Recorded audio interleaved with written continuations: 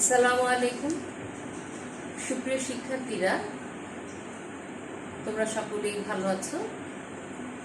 আমি Sabina Rahman, assistant professor, department of geology, Dhaka college, Dhaka.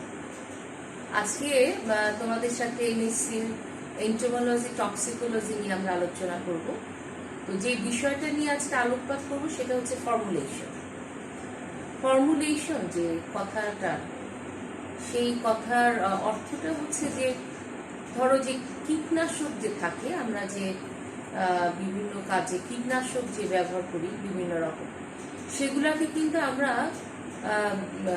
কোন অবস্থায় আমরা বাজারজাত করি। হ্যাঁ, বাজারজাত যেই ফর্মুলাতে আমরা বাজারজাত করছি, বাজারজাতকরণ করা হচ্ছে, সেটাই কিন্তু তোমার ফর্মুলেশন। এবং এটা হতে পারে কঠিন অবস্থায়, এটা হতে পারে তরল অবস্থায় বা দানাদার, অথবা ওয়েটেবল পাউডার, অথবা এটা গুঁড়া, হ্যাঁ, ডাস্ট বা পাউডার একই। তারপরে এটা হচ্ছে গ্যাসীয় অবস্থা অনেকভাবে পাওয়া যায়, হ্যাঁ, যেমন ধরো অ্যারোসল বা ধূম্র বিষ। এই যে বিভিন্ন যে ফর্মুলেশন, মানে ফর্মুলায় যে এটাকে বাজারজাত করা হয়, সেটাই হচ্ছে তোমার ফর্মুলেশন।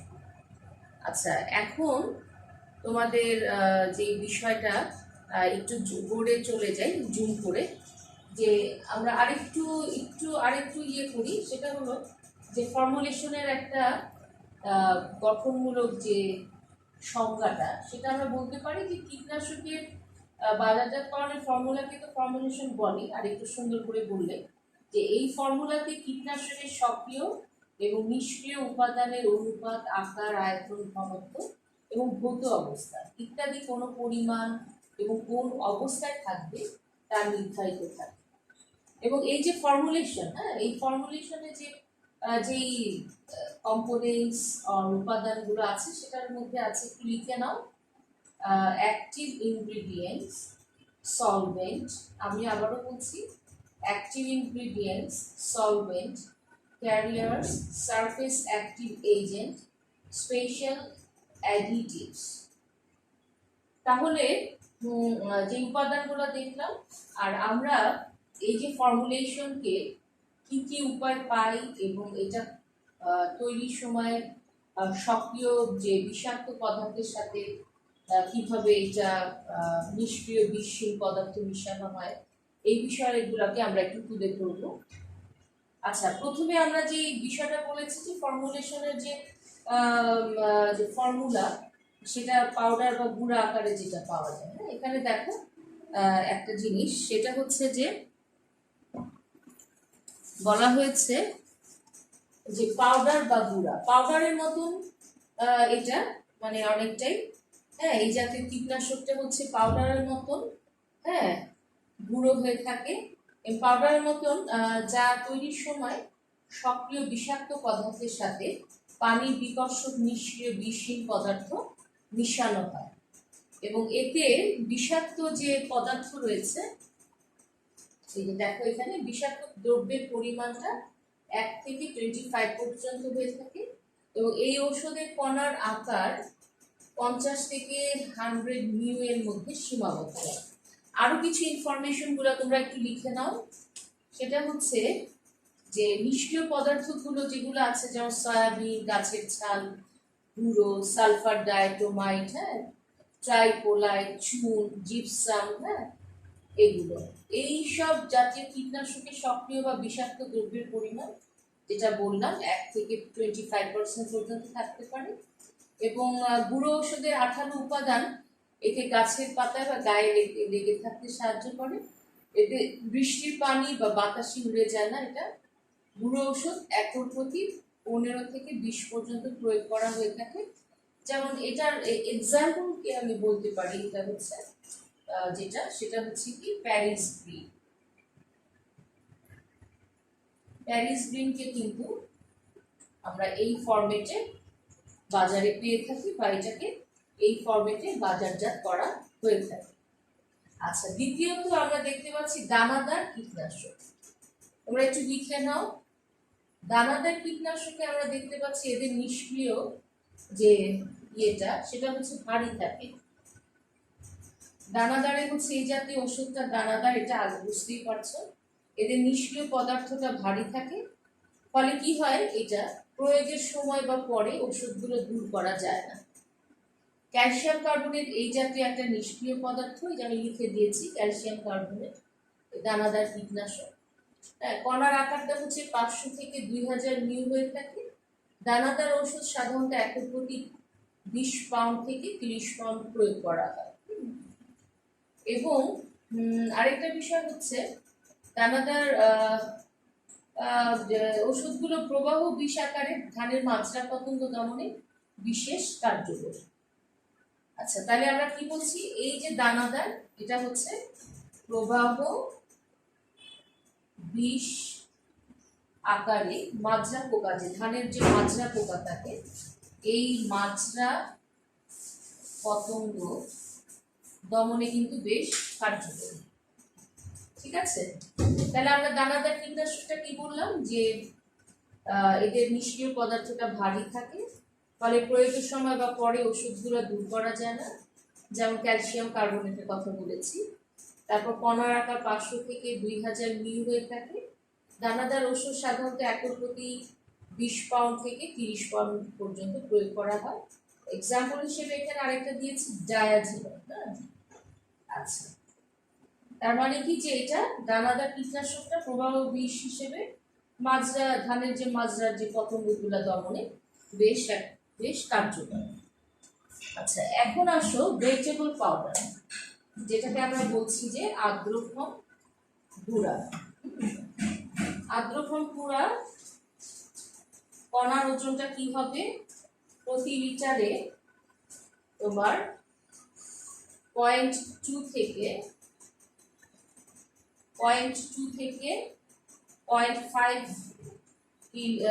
কিলোগ্রাম হয়ে থাকে কণার ওজনটা। এই জাতীয় ওষুধ পানির সাথে মিশিয়ে স্প্রেয়ারের সাহায্যে প্রয়োগ করা হয়। ভেজিটেবল পাউডার যেটা, আর্দ্রক্ষম গুঁড়ো যেটা, এই জাতীয় ওষুধটা কিভাবে ব্যবহার করা হয়, পানির সাথে মিশিয়ে স্প্রেয়ারের সাহায্যে প্রয়োগ করা হয়ে থাকে। প্রিয় শিক্ষার্থীরা, এখন আসো আমরা 4 নম্বর পয়েন্টে যেটা বলি, এই যে ফর্মুলেশনের যে বিভিন্ন ফর্মেট বা ফর্মুলা, হ্যাঁ, আমরা প্রথমটা কি দেখেছি, পাউডার বা ডাস্ট, দ্বিতীয়টা আমরা দেখেছি হচ্ছে তোমার দানাদার, তৃতীয়টা হচ্ছে ভেজিটেবল পাউডার। এখন আসলো 4 নম্বর, পয়েন্টসগুলো লিখে নাও, তাহলে তোমাদের একবারই হয়ে যাবে। যেমন ইমালসিফিয়েবল মিশ্রণ, ইমালসিফিয়েবল কনসেন্ট্রেট। হ্যাঁ, আচ্ছা, এটা হলো দ্রাবক সম্বলিত সক্রিয় পদার্থের তরল মিশ্রণকে, তরল যে মিশ্রণ থাকে তাকে কিন্তু ইমালসিফিয়েবল কনসেন্ট্রেট বলা হয়। দ্রাবক হিসেবে জাইলিন, অ্যালকোহল, তেল ইত্যাদি ব্যবহার করা হয়। এর সঙ্গে যেটা যুক্ত করা হয় সেটা হচ্ছে ইমালসিফায়ার, এটা যুক্ত করা হয়। আচ্ছা, এই যে ইমালসিফায়ার যে সেটা অদ্রবণীয় রাসায়নিক পদার্থকে পাতলা করে স্প্রে পদার্থের সারফেস টেনশন হ্রাস করে, ফলে ঔষধ ভালোভাবে ছড়াতে পারে এবং প্রয়োগ স্থানকে আর্দ্র রাখতে পারে। ইমালসিফায়ারের যে প্রকৃতি এবং পরিমাণের উপর ঔষধের নির্গত কণার আকারটা নির্ভর করে। হ্যাঁ, আর ইমালসিফায়ার হিসেবে ক্ষার জাতীয় সাবান, জৈব অ্যামাইন, তারপরে ইথার, অ্যালকোহল, হ্যাঁ, আমিষ, শ্বেতসার, লিপিড প্রভৃতি ব্যবহার করা হয়। তাহলে আমি কি বললাম, যে এই যে ইমালসিফায়ার যে যুক্ত করা হয় এর সাথে, হ্যাঁ, ইমালসিফিয়েবল যে মিশ্রণটা তৈরি যেটা, সেটা কি বলেছি, দ্রাবক সম্বলিত সক্রিয় পদার্থের তরল মিশ্রণটা কি ইমালসিফিয়েবল মিশ্রণ বলা হয়, যেটার সাথে ইমালসিফায়ারটা যুক্ত করা হয়। এবং এই যে ইমালসিফায়ারটা সেটা এই হিসেবে ক্ষার জাতীয় সাবান, জৈব অ্যামাইন, ইথার, অ্যালকোহল, আমিষ, শ্বেতসার, লিপিড প্রভৃতি ব্যবহার করা হয়। তাহলে ইমালসিফায়ার হিসেবে জৈব ক্ষার জাতীয় সাবান, হ্যাঁ, এটা এই হিসেবে কি হিসেবে ব্যবহার করা হয়, হ্যাঁ, ক্ষার জাতীয় সাবান, হ্যাঁ, হ্যাঁ, তারপরে আর কি বলেছি, তারপরে জৈব অ্যামাইন ইথার অ্যালকোহল, জৈব অ্যামাইন আমার সাথে একটু লিখে নাও, ইথার তারপরে অ্যালকোহল,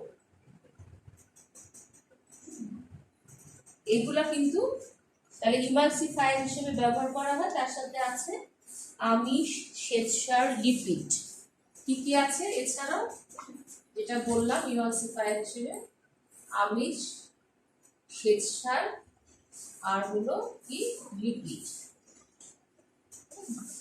তাহলে এই হলো আমাদের ইমালসিফিয়েবল কনসেন্ট্রেট। যেমন উদাহরণস্বরূপ বলতে পারো তোমরা সুমিথিয়ন, হ্যাঁ 50 ইসি, ডাইসিং 5 ফালন 57 ইসি, 5 ফালন, এটা এক্সাম্পল হিসেবে বলতে পারো, 5 ফালন 57 ইসি, বুঝছো কি বললাম, এক্সাম্পল হিসেবে। আচ্ছা এরপরে আসো 5 নম্বর পয়েন্টস, এটা হচ্ছে অ্যারোসল। অ্যারোসলের তোমরা নাম শুনেছো এবং এই এই ফর্মুলেশনটা তোমরা বুঝো। তারপর আমি একটু বলি, এটি ঔষধের সক্রিয় পদার্থ, দ্রাবক ও প্রপিলেন্ট সমন্বয়ে গঠিত এবং এক প্রকার তরল মিশ্রণ যেটা সূক্ষ্ম বিন্দু বা কণার আকারে নির্গত হয়। আমি আবারও বলছি, অ্যারোসলটা এটি হচ্ছে ঔষধের সক্রিয় পদার্থ, দ্রাবক ও প্রপিলেন্ট সমন্বয়ে গঠিত এবং এক প্রকার তরল মিশ্রণ যেটা সূক্ষ্ম বিন্দু বা কণার আকারে নির্গত হয়। অ্যারোসলের যে সক্রিয় উপাদানের কণার আকার 5 থেকে 10 মিউ হয় এবং প্রয়োগের পরে দ্রাবক ও প্রপিলেন্ট উভয় দ্রুত বাষ্পাকারে উড়ে যায়, কিন্তু সক্রিয় উপাদান সূক্ষ্ম কুয়াশা রূপে বাতাসে থেকে যায়। যেমন বাসাবাড়িতে মশা, মাছি, মদ, হ্যাঁ অন্যান্য পতঙ্গ দমনে কিন্তু এই অ্যারোসলটা ব্যবহার হয় এবং তোমরা খুব ভালোভাবে এটা জানো এবং ব্যবহারও করো এবং এটা খুবই অ্যাভেলেবল এবং আমরা সচরাচর অ্যারোসলটা খুব বেশি ব্যবহার করি বিকজ অফ মশা দমনে, যা আমরা খুব বেশি এবং সব জায়গায় সর্বত্র এই অ্যারোসলটাকে আমরা ব্যবহার করে থাকি। এবং যেমন ধরো অন্যান্য পতঙ্গ দমনে মাছি, মথ, অন্যান্য পতঙ্গ দমনেও কিন্তু এটা বেশ কার্যকরী। যেমন ধরো এক্সাম্পল হিসেবে বলি মর্টিয়ার অ্যারোসল, পিকনক, এসিআই অ্যারোসলস, তোমরা নাম শুনেছো যে এখানে অ্যারোসলে, যেমন এসিআই, হ্যাঁ এই কোম্পানিটা এসিআই নাম শুনেছো, তারপর হচ্ছে কুইক নক, হ্যাঁ এটার নাম শুনেছো। তো এগুলো হচ্ছে এর এক্সাম্পল হিসেবে আমরা বলতে পারি। আচ্ছা এরপরে 6 নম্বরটা দেখো, কনসেন্ট্রেট ইনসেকটিসাইড লিকুইডস, এরা ঘন তরল কীটবিষ, এর বিষাক্ত উপাদান অনুযায়ী দ্রাবকের সঙ্গে মিশে থাকে, এতে কোনো ইমালসিফায়ার দরকার কিন্তু হয় না। আচ্ছা ইমালসিফায়ার দরকার হয় না, প্রয়োজন বোধে অনুদ্রায়ী তেল মিশিয়ে কীটনাশকগুলোকে পাতলা করা হয়।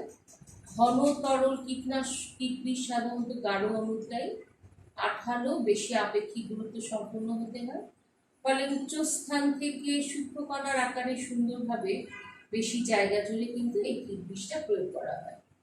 এক্সাম্পল হিসেবে আমরা বলতে পারি ম্যালাথিয়ন, ডায়াজিনন, ফসফামাইডিন, এগুলা। তাহলে কি বললাম, তোমাদের খুব পরিচিতর মধ্যে আছে হলো কি ম্যালাথিয়ন, তারপরে কি ডায়াজিনন ইত্যাদি। তাহলে 6 নম্বর গেল, 5 নম্বর গেল, 4 নম্বর গেল, হ্যাঁ ম্যালাথিয়ন, ডায়াজিনন ইত্যাদি, এতে কোনো ধরনের ইমালসিফায়ার কিন্তু দরকার হয় না। আচ্ছা এরপরে 7 নম্বরে আমরা লিখেছি কি গ্যাসীয় অবস্থা।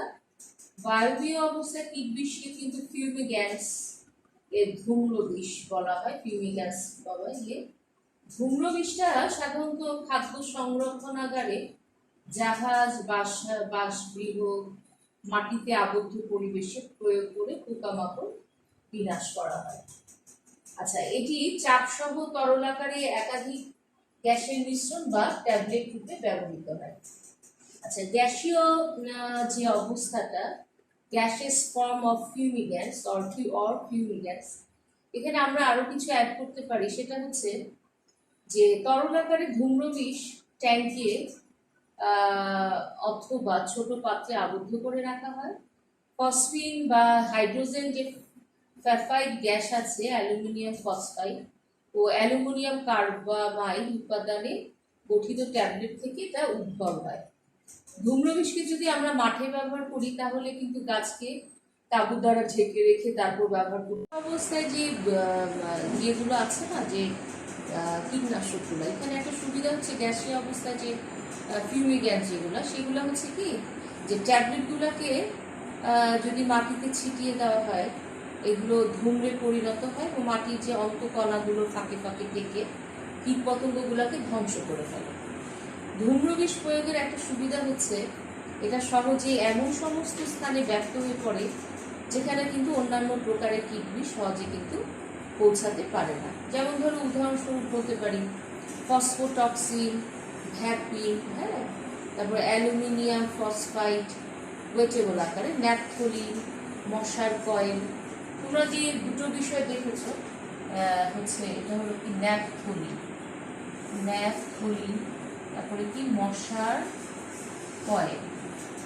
হ্যাঁ, এগুলা কি হয় একেবারেই এমনভাবে ব্যক্ত হয় যে পোকামাকড় কিন্তু খুব সূক্ষ্ম সূক্ষ্ম জায়গায়, হ্যাঁ, মানে ট্যাবলেট আকারে থাকবে ন্যাপথলিন যেমন মশার কয়েল, সেগুলোর যে ধূম্রে পরিণত হওয়ার পরে তারা এমন স্থানে ব্যক্ত হবে যেখানে কিন্তু অন্যান্য কীটনাশকগুলো সহজে পৌঁছাবে না, এবং এরা কিন্তু সহজেই ধূম্রে পরিণত হয়ে ওই এমন জায়গায় ব্যক্ত হয়ে পড়ে যেখানে কিন্তু তোমার সহজেই পোকামাকড়গুলো দমন করা যায়।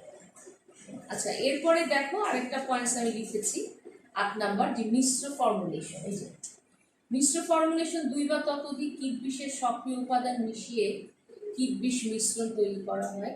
এই মিশ্রণে সম্মিলিত ক্রিয়া দেখা যায়। এই সম্মিলিত ক্রিয়া 4 প্রকারের হতে পারে: স্বতন্ত্র সম্মিলিত ক্রিয়া, সাদৃশ্য সম্মিলিত ক্রিয়া, সিনার্জিন সম্পর্কিত ক্রিয়া এবং বিপরীতধর্মী ক্রিয়া। এই হলো মিশ্র ফর্মুলেশন। আচ্ছা শিক্ষার্থীরা, তোমাদের সাথে আজকে যে বিষয়টা নিয়ে আলোচনা করলাম সেটা হচ্ছে ফর্মুলেশন, এবং ফর্মুলেশন কিভাবে কীটনাশকগুলো বাজারজাত করানো হয়, যেই ফর্মুলায়, তারপর কি বললাম, কঠিন হতে পারে, দানাদার হতে পারে, বা ওয়েটেবল পাউডার হিসেবে হতে পারে, বা কি বললাম ইমালসিফিয়েবল কনসেন্ট্রেট হিসেবে হতে পারে, তারপর অ্যারোসল, হ্যাঁ, তারপর কনসেন্ট্রেট ইনসেকটিসাইড লিকুইডস, তারপরে বলেছি গ্যাসীয় অবস্থায় অর যেটা ফিউমিগ্যান্স। আর এটা হচ্ছে কি মিশ্র ফর্মুলেশনে আমরা কিন্তু এই বিভিন্ন ধরনের কীটনাশককে বাজারজাত করা হয় এবং আমরা সেখানে বাজার থেকে সেই ফর্মুলায় আমরা সেটাকে পেয়ে থাকি। তো আজকে আশা করি তোমরা এই বিষয়টা খুব ভালোভাবেই এটা অ্যাবজর্ব করেছো বা এটা বুঝতে পেরেছো। তো নেক্সটে তোমাদের সাথে অন্য একটা ক্লাসে আবার দেখা হবে। ততদিন পর্যন্ত তোমরা ভালো থাকো, সুস্থ থাকো, স্বাস্থ্যবিধি মেনে জীবনযাপন করো। আল্লাহ হাফেজ।